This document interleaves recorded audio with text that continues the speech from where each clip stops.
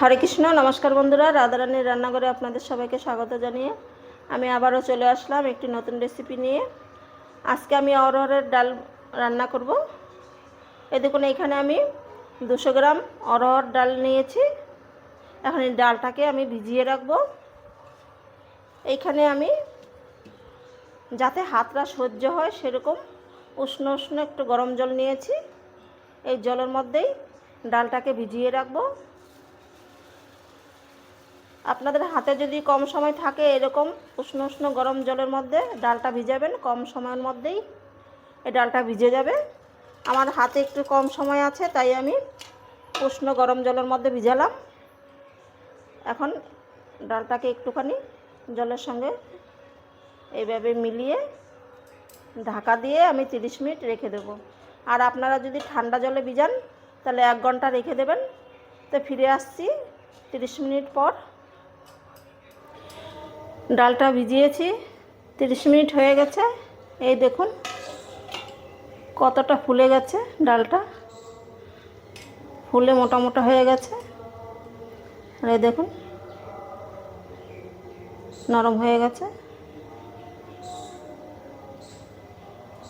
এখন আমি ডালটাকে এরকমভাবে চটকে চটকে 5-6 বার ধুয়ে নেব।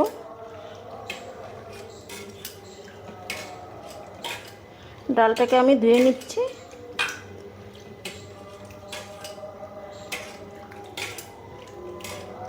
এই দেখুন ডালটাকে আমি 5-6 বার ধুয়ে নিয়েছি, একটা পরিষ্কার জল বেরিয়ে গেছে। আর এখন একটা প্রেসার কুকার নিয়েছি। এখন আমি ডালটাকে প্রেসার কুকারে নিয়ে নেব।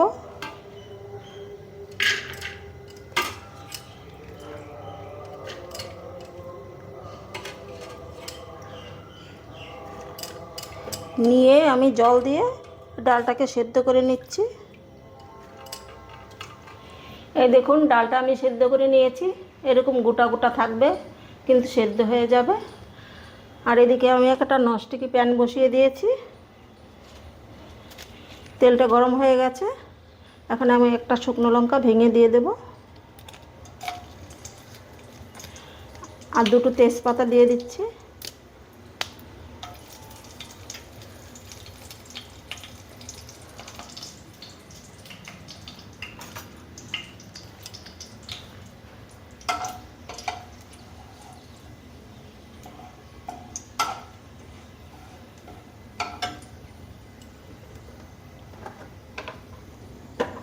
তেজপাতা কাঁচা শুকনো লঙ্কাটা ভাজা হয়ে গেছে। এখন আমি দিয়ে দেব 5 ফোড়ন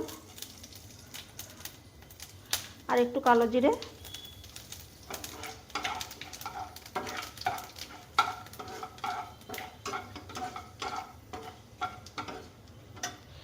আর আজকে আমি অরহর ডালটা এই দেখুন এখানে চাল কুমড়ো নিয়েছি, চাল কুমড়ো দিয়ে করব। এখন চাল কুমড়োগুলো দিয়ে দিচ্ছি।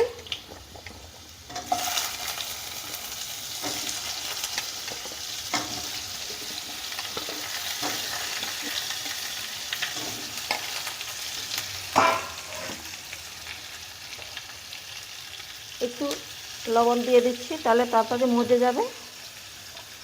আর দিয়ে দেবো একটুখানি হলুদ।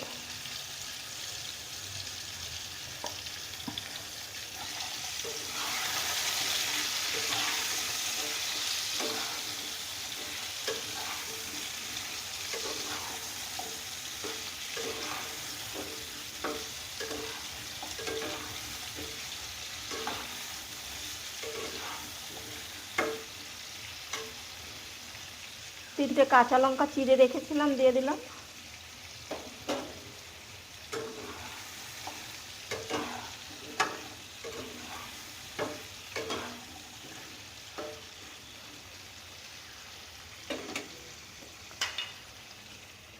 ঢাকা দিয়ে আমি কিছুক্ষণ নেড়ে চেড়ে রান্না করে নিচ্ছি। ঢেকে আমি 3-4 মিনিট রান্না করে নিয়েছি।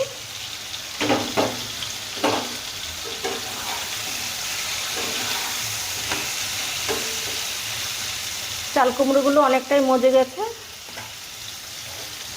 এখন দিয়ে দেবো এই দেখুন আদা গ্রেট করে দিয়ে দিচ্ছি।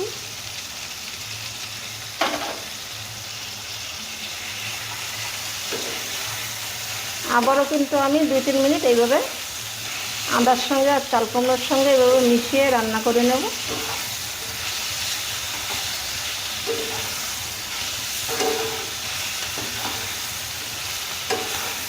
আবারও 3 মিনিট রান্না করে নিয়েছি। আদাটা আপনারা পরে দেবেন।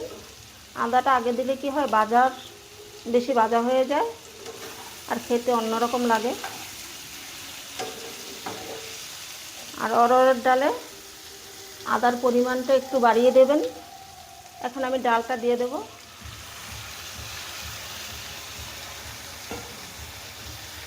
এবার আমি পরিমাণ মতন লবণ দিয়ে দেব।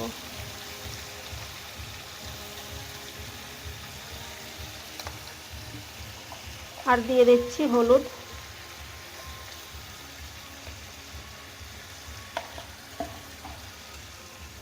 এবার সব কিছু একসঙ্গে মিশিয়ে নেব।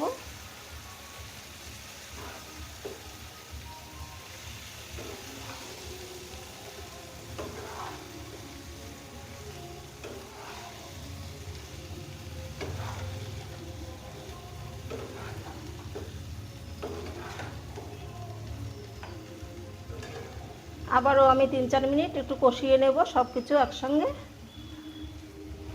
আবারও আমি কিছুক্ষণ রান্না করে নিয়েছি সব কিছু একসঙ্গে। এ দেখুন জলটা শুকিয়ে গেছে, ডালে যে জলটা ছিল সেই জলটা শুকিয়ে গেছে।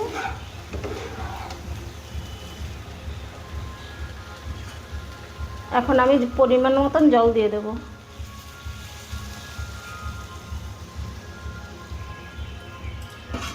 আমি একটু মাখো মাখো রাখবো তাই অল্প জল দিলাম।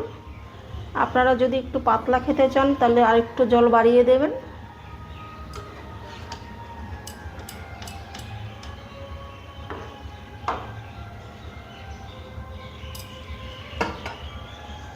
এবার আমি ঢাকা দিয়ে যতক্ষণ চাল কুমড়াটা সেদ্ধ না হবে ততক্ষণ রান্না করে নিচ্ছি।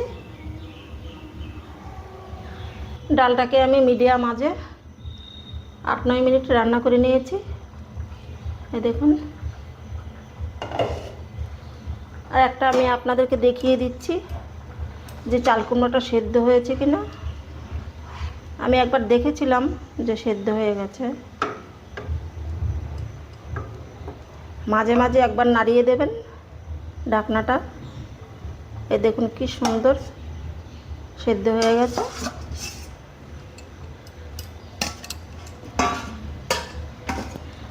এখন আমি এর মধ্যে ঘরে আমি একটা মশলা বানিয়েছিলাম সেই মশলাটা ব্যবহার করব। এর পরিবর্তে আপনারা ঘরে জিরের গুঁড়ো থাকলেও ব্যবহার করতে পারবেন। দিয়ে দিলাম। আর দিয়ে দেব কিছুটা ধনেপাতা।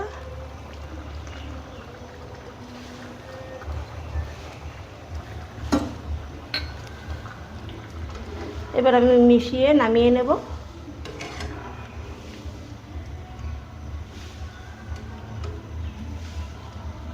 আর এই মশলার রেসিপিটা আমার দেওয়া আছে, আপনারা চাইলে দেখে নিতে পারেন।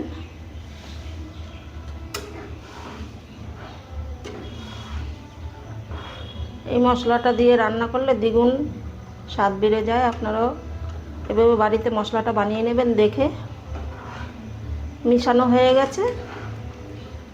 এখন আমি ডালটা নামিয়ে ফেলবো। আর এই দেখুন ডালটা আমার কি সুন্দর গোটা গোটা রয়েছে। এইরকম গোটা গোটা রাখবেন তাহলে দেখবেন খেতে ভালো লাগবে। এখন আমি ডালটাকে নামিয়ে ফেলছি। এই দেখুন ডালটাকে আমি নামিয়ে নিয়েছি। এই দেখুন এইরকম মাখো মাখো রেখেছি। এখন একটা পাত্রে ঢেলে নেব কিছুটা।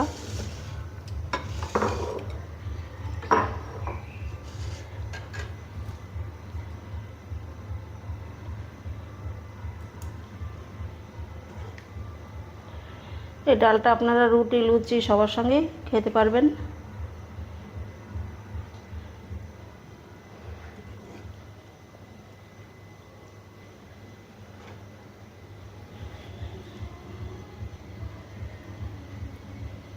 এই দেখুন কিছুটা আমি নামিয়ে নিলাম। আর উপর দিয়ে আর একটু ধনেপাতা দিয়ে দেব। একটু ভালো লাগার জন্য দিচ্ছি, আপনাদের মন চাইলে দেবেন, নাহলে না দিলেও হবে। আজকে আমার এই রেসিপিটা আপনাদের কেমন লাগলো কমেন্টে জানাবেন। ভালো লাগলে রাধারানীর চ্যানেলটিকে সাবস্ক্রাইব করে আমার পাশে থাকবেন। দেখা হবে অন্য কোনো রেসিপিতে।